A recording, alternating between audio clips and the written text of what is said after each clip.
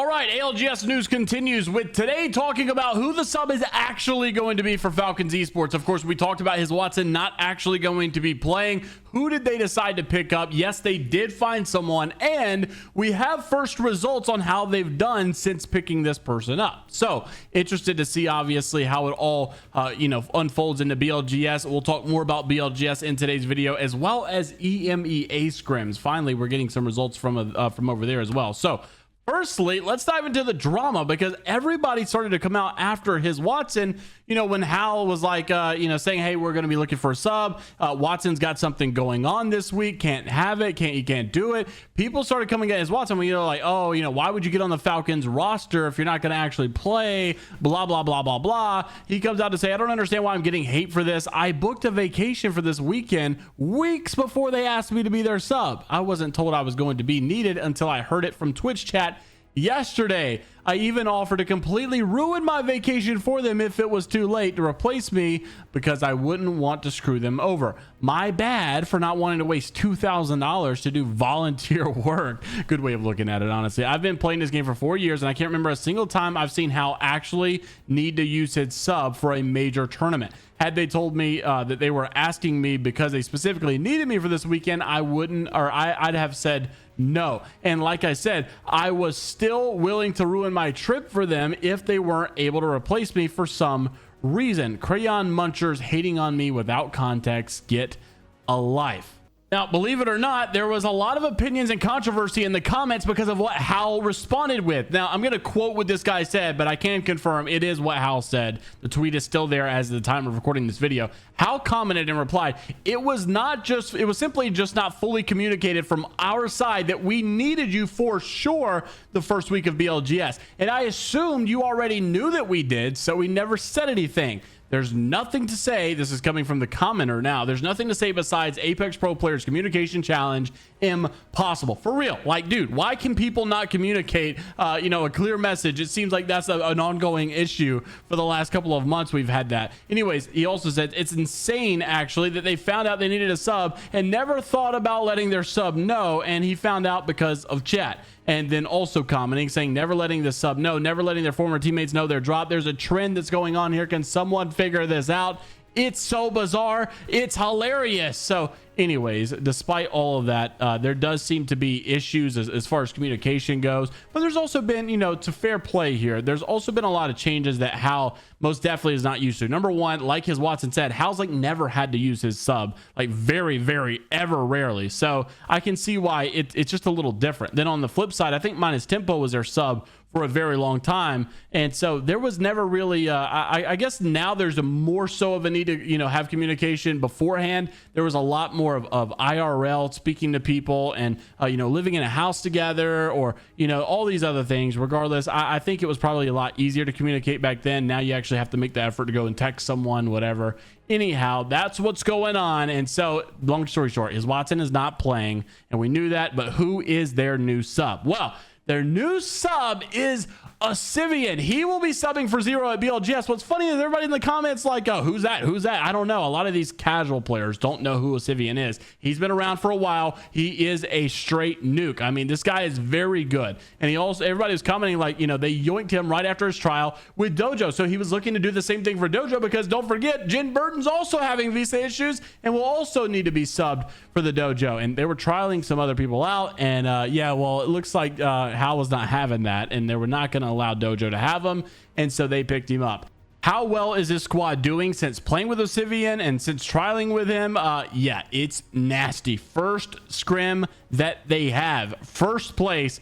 This is better results, by the way, that they're getting with Zero. Just pointing that out there. Falcons in first, TSM in second, Bleed in third, NRG, Free Agents, Durags, Broskis, Thuggets, Twerkaholics, Stallions in the top 10. Then you've got Oblivion, Moist, Liquid Alienware, Purple Slushy, Deadbutt, MEC, Complexity, Yup, Cloud9, and FSC in 11th through 20th. Then you can also see individual stats to kind of go through and take a look at how their new trial, their new third is. It's not really trial. They've said they found someone. It's point blank simple. Assivian is going to be that guy. And like I said, first place, 109 points overall, 54 kills. So not even the most kills. TSM actually had the most kills. Verhulst, Zap, M, and Reps going crazy today. But you also had, if we look at player stats, it's Zap overall number 1. It's Imperial Hal, Verhulst number 2 and 3. Acivian did get top 4 though. I think that's worth mentioning, right? He outperforms Waltzy. He outperforms Reps here. So as far as Falcons and TSM being the top 2 teams, by the way, you got to mention that Guild managed to find himself in this top 5 as well. You can't ever count out Guild. That guy's absolutely amazing. It wasn't even in the top 3 for this team either. So a lot of conversation going around BLGS, a lot of roster moves, a lot of temporary changes, subs that are going on, drama obviously behind the scene. But some good news that did come out after all of this is Nicewig keep basically pointing out that this thing has been a success. BLGS has over 600 teams signed up for just week 1 of BLGS. Not all of BLGS, just week 1. So many people are signed up, so it's going to be an absolute blast. Seeing everyone get a chance at competitive Apex makes my heart happy. What a freaking beautiful thing to see. Honestly, one of the things I'm most excited for in BLGS is the fact that we're going to be able to see how the pros stack up against the challenger circuit players. You may think that they're going to run through them, but statistically speaking, there are odds that say one pro team at least will struggle against these challenger circuit teams. One pro league team that's probably going to champs, probably going to wherever, probably played at LAN, will miss out on the finals because of a challenger circuit team. There are many challenger circuit teams out there that are really, really good. And Battle Royale is a game where it's not always just about how good you are. Sometimes you got to have a little luck in your favor. And so I think a lot of these pro teams, if they had to go compete in challengers again, I think some of them would absolutely run it. Don't get me wrong. But I think there are some of them that are like middle of the pack pro teams that probably would struggle in some challenger circuit scenarios. So interested to see what dynamic that brings. But someone had also made a good point that you got to be careful because this is so wide open. How many cheaters are going to get involved in this? Hopefully we don't have too much of an issue, but definitely be on the lookout for cheaters.